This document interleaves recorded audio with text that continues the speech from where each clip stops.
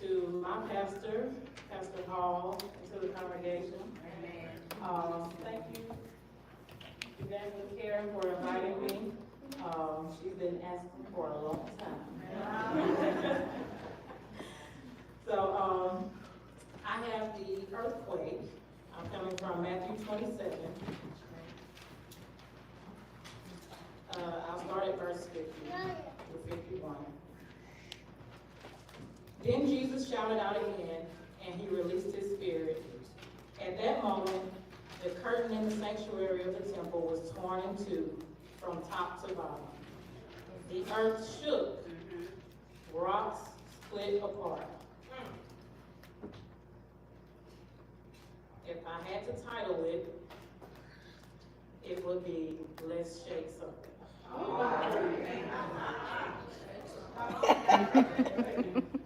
All right. When Jesus died, the Bible says, and the earth did quake. In other words, there was an earthquake.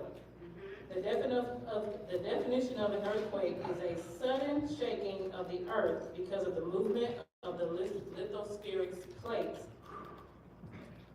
Instead of coming together or moving apart, they slide into each other, causing vibrations, meaning a violent shaking that we see today. All right. Oftentimes, when natural shakings occur, there are spiritual shakings that come with it. Because there is no coincidence that it was just an earthquake at that moment. So when we look at the significance of Jesus' death, there was a spiritual shaking at the time he died because it was independent of the nature. This shaking was miraculous. And we will go with 3 points. First, we have the release. According to Britannica, earthquakes are caused by the sudden release of energy within some limited region of rocks of the earth. When Jesus yielded up the ghost, in Matthew 25 and 50, he released his spirit or life. All of who he was released. That much energy being released shook the earth. It was not natural in the sense of what we see today. Massive buildings and roadways caving in are destroyed in a normal earthquake. But here, the cross wasn't even moved. The cross was not moved. All right. Don't we serve a mighty God? God interfered, showing his great power and authority through an earthquake that seemingly was selective in what it wanted to damage. There was a release, then there was a shaking. The earthquake shook the earth. Jesus' death shook up his followers. They felt the one that they were depending on to deliver them from Roman rule had been defeated. All these teachings going around with Jesus, they didn't understand. Jesus' death also shook up those witnessing his crucifixion. Matthew 27 and 54 states, "Now when the centurion and that they were with him, watching Jesus, saw the earthquake and those things that were done, they feared greatly, saying, 'Truly, this was the Son of God.'" So after the release, we have the shaking, and now we have the shift. Earthquakes are also described as shifts of tectonic plates in the earth's core. His death signified a shift from the old covenant to the new covenant. We can say that the earthquake on Golgotha was an answer to Mount Sinai's earthquake, where Moses was leading the Israelites. The law given at Mount Sinai only showed man his sinful heart, but could not provide a way of escape from sin and death. So really, that law was weak. It couldn't help us at all. But God had a plan for this.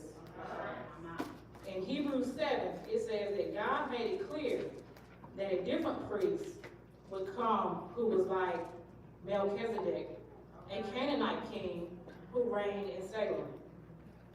God could not use the laws of Moses, raising up another priest through the Levitical priesthood. It had to be that of perfection. And we know the story of Mary. Hebrews 7:21 talks about God's oath concerning Jesus, and that he will not break his vow. So in relation to the quaking of Mount Sinai, the quaking of Golgotha was an answer for all of us to be redeemed. Right. It stood for God's love, his grace towards us. Christ's death fits the demands of a holy God and makes God approachable through the one who died on the cross. Amen. Though we're speaking about earthquakes and the shifting of Golgotha, can I ask you, what needs to be shifted in your life? What is keeping you from moving forward? Put that on your brain. What you coming up with? What is keeping you from moving forward? What is attached to you that is keeping you from God? There is this thing called a phantom quake syndrome, where people have been through an earthquake, but they still have the effects of the earthquake later on. So things like fear, anxiety, your senses are heightened. Don't allow these things to hold you back. God moves how he wants to move, but don't miss him because you're afraid. God gave us a way to escape, but you have to step into what God has for you. Walk in his grace and persevere. He has given you the answer already, and that is Jesus. In conclusion, though the earthquake coincided with other events, and it was powerful in itself, or Matthew wouldn't have mentioned it at all, God shifted some things. He shifted it to display his awesome power, his authority, and this is the miraculous earthquake.